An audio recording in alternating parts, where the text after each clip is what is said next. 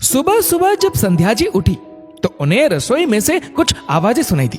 उन्होंने रसोई में जाकर देखा तो उनकी बहू पूजा जल्दी जल्दी पराठे सेक रही थी। गैस के दूसरे चूल्हे पर सब्जी भी बनाने को रख दी थी। संध्या जी को याद आया, रात को पूजा के मायके से उसकी भाभी का फोन आया था।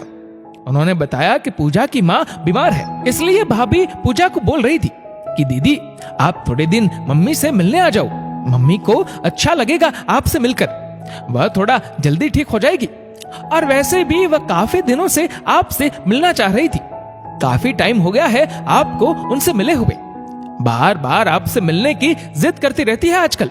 पूजा की माँ के बीमार होने की खबर जैसे ही संध्या जी को पता चली, उन्होंने उसी समय पूजा को बोल दिया था, पूजा तू अपनी माँ से मिलकर आ जा और थोड़े दिन उनके पास ही ठहर जाना। वैसे भी तू साल में कोई 8-10 दिन के लिए जा पाती है, भागती हुई से तो जाती है।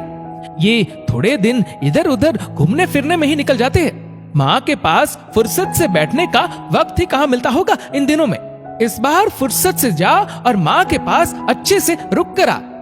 पूजा ने भी अपनी सास की हाँ में हाँ मिला दी और बोला, मैं कल ही चली जाऊंगी। पर अभी संध्या जी ने उठकर देखा तो पूजा मायके जाने की तैयारी छोड़ घर के कामों में उलझी है। ये देखकर संध्या जी पूजा से बोली, अरे पूजा, मैंने तुझे सुबह जल्दी अपने मायके रवाना होने के लिए बोला था और तू है कि अभी रसोई में घुसी है। अभी तक तो लगता है तूने कोई सामान भी पैक नहीं किया अपना। पूजा बोली, अरे माँ, बस थोड़ा सा घर का काम है, आपके लिए दोपहर का खाना बना जाती हूँ, थोड़ी घर की साफ सफाई भी कर जाती हूँ ताकि बाद में आपको परेशानी ना हो। वैसे भी आपके घुटनों में आजकल दर्द रहता है। संध्या जी ने गैस बंद कर दिया और बोली, चल छोड़ ये सब काम, मैं कर लूंगी सब। घुटनों का दर्द इतना ज्यादा भी नहीं है कि मैं काम ना कर सकूं। तेरे जितना अच्छा तो नहीं होगा, पर फिर भी मैं काम चलाऊ काम तो कर ही लूंगी। तू ये बाकी के कामों की टेंशन रहने दे, जल्दी से अपना बैग पैक कर और अपनी माँ से मिलने जा, वह इंतजार कर रही होगी कब से तेरा। पूजा बोली, अरे माँ, चली जाऊंगी, इतनी जल्दी क्या है, बस थोड़े से छोटे मोटे काम निपटाने दो। संध्या जी ने पूजा को अपने पास बिठाया और उसको देखते हुए उदास होते हुए बोली, बेटा, ये घर के काम कभी खत्म नहीं होंगे, हमेशा चलते रहेंगे। एक काम खत्म करेगी दूसरा निकल जाएगा, ऐसे पता नहीं सारे दिन भर कितने काम निकलते रहेंगे। इन कामों के बीच में हमारा इंतजार करती हमारी माँ इंतजार करते करते थक जाती है और इंतजार करते करते कब इस दुनिया से चली जाती है इसका कोई पता नहीं चलता। संध्या जी की आंखों में आंसू आ गए और वह बोलने लगी, तेरे जैसे मैं भी शादी होने के बाद ससुराल की जिम्मेदारियों में ऐसे रम गई थी कि दिनों दिन अपने मायके और अपनी माँ से दूर होती गई। माँ का खत आता रहता था जिसमें माँ हमेशा एक ही बात लिखती, संध्या बेटा, थोड़े दिन अपनी माँ की भी सूध ले ले, अपनी माँ की याद नहीं आती क्या, थोड़े दिन मुझसे मिलने आ जा। और मैं हमेशा अपनी माँ को खत लिखकर यही दिलासा देती रहती कि हाँ माँ, अगली बार जरूर आऊंगी, अभी मेरे कुछ काम है, उनके पूरा होते ही आ जाऊंगी। मेरे ये काम कभी खत्म ही नहीं हुए, एक को पूरा करती दूसरा काम आ जाता, फिर मैं उन कामों में उलझ जाती, फिर माँ को अगली बार आने का आश्वासन देती।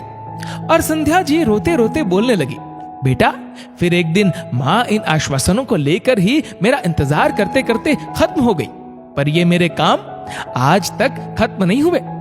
माँ खत्म हो गई बेटा, पर काम कभी खत्म नहीं हुए, इसलिए तुझको बोल रही हूँ, तेरी माँ बीमार है, इन बूढ़ी हड्डियों का कोई भरोसा नहीं है बेटा, कब ये शरीर जवाब दे जाए, और तू भी मेरी तरह बस इन कामों में उलझी रहे।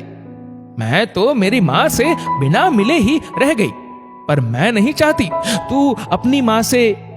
ऐसा बोलते बोलते संध्या जी फफक फफक कर रो पड़ी। उधर पूजा की आंखों से भी गंगा जमुना बहने लगी। वह बोली, सच बोल रहे हो माँ आप, मैं अभी के अभी अपना बैग पैक करती हूँ और जल्दी से माँ से मिलने के लिए रवाना होती हूँ।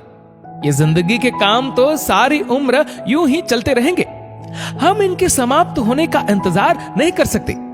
सबसे पहला जरूरी काम है माँ से मिलना। बस माँ, मैं अभी जा रही हूं और माँ प्लीज आप अब रोना मत। थोड़ी देर में पूजा अपना सामान पैक कर मायके के लिए रवाना हो गई। अब वो अपनी माँ के इंतजार को इंतजार नहीं रहने देना चाहती थी। उधर संध्या जी के मन में एक संतोष था कि चलो कोई बेटी तो अपनी माँ से मिलने के इंतजार को पूरा करने जा रही है।